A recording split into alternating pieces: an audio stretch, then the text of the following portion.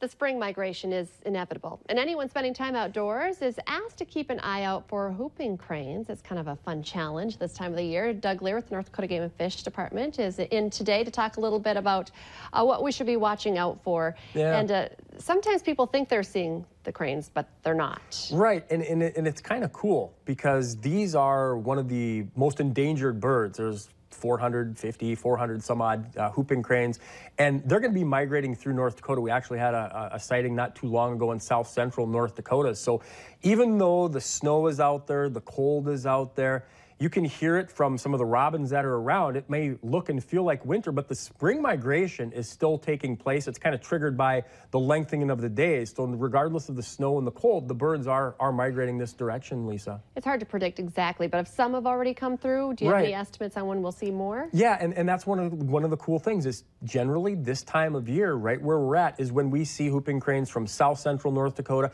kind of funneling along in between, like maybe the James Valley and the Missouri Valley heading towards Canada. So this is definitely that time of year. One of the things that we try to remind people is we're not impressing upon you to go out and actively look for them. We don't want them to be disturbed, but with so many activities taking place outdoors this time of year, even if you don't hunt, even if you don't fish, people are outdoors to keep your eyes peeled. And if you do see a whooping crane, we definitely want to know about it. Kind of run down the specifics, because, you know, they're very different. If you see one, you see one, but sometimes people just think pelican, you know, white birds. They do. They mistake them maybe for a pelican. They maybe mistake them for a swan or something. They are extremely tall. If they're standing on the ground, they're going to be 5 feet tall. If they're flying, they're going to have a wingspan of about 7 feet.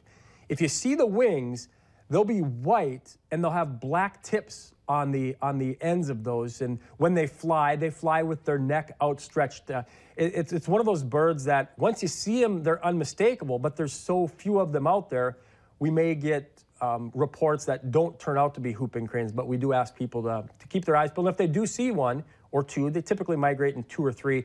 Please let, whether it's Game and Fish, Fish and Wildlife Service, let somebody know about what you've seen and where you've seen them.